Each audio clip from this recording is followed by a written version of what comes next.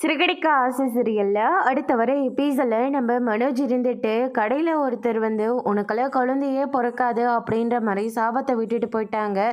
இதை கேட்ட உடனே மனோஜ் வந்து பயங்கரமாக வந்து ஷாக் ஆகுறாங்க. சரி சைக்காலஜி டாக்டரை பார்க்கலாம் அப்படின்னு சொல்லிட்டு சந்தோஷை கூட்டிகிட்டு நேராக சைக்காலஜி டாக்டரை போய் பார்க்குறாங்க.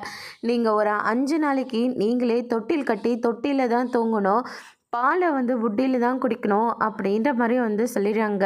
அவர் சொன்ன மாதிரியே நடுஹாலில் தொட்டியில் கட்டி பாலை வந்து டப்பாவில் வந்து குடிச்சிட்ருக்காங்க. அதுக்கு அடுத்ததாக இதெல்லாம் பார்த்த விஜயா அண்ணாமலையில் இருந்துட்டு, என்னடா என்ன காரியம் பண்ணிகிட்ருக்க, என்னடா உனக்கு பிரச்சனை, எதுக்கடா இப்படியெல்லாம் பண்ணுறேன்னு சொல்லிட்டு கேட்குறாங்க.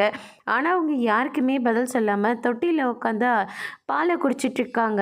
முத்து இருந்துட்டு அப்பா இவ்வளோ தூரம் கேட்குறாங்க, நீ என்னடனா சைலண்ட்டாக உட்காந்து அதுவும் புட்டியில் பாலை குடிச்சிட்ருக்க அப்படின்னு சொல்லிட்டு பால் புட்டியை வேற பிடுங்கிக்கிறாங்க. உடனே குழந்த மாதிரி கீழே புரண்டு அழுந்துட்டுருக்காங்க. சரின்னு சொல்லிட்டு அந்த பால் டப்பை வந்து கையில் கொடுத்துட்றாங்க.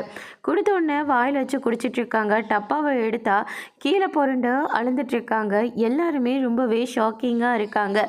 அதோடு இன்னைக்கான பிரம முடிச்சிருக்காங்க. இனி சிறுகடிக்க ஆசையில் அடுத்தடுத்து என்னெல்லாம் நடக்க போகுதுன்றதை வெயிட் பண்ணி பார்க்கலாம். தேங்க்யூ.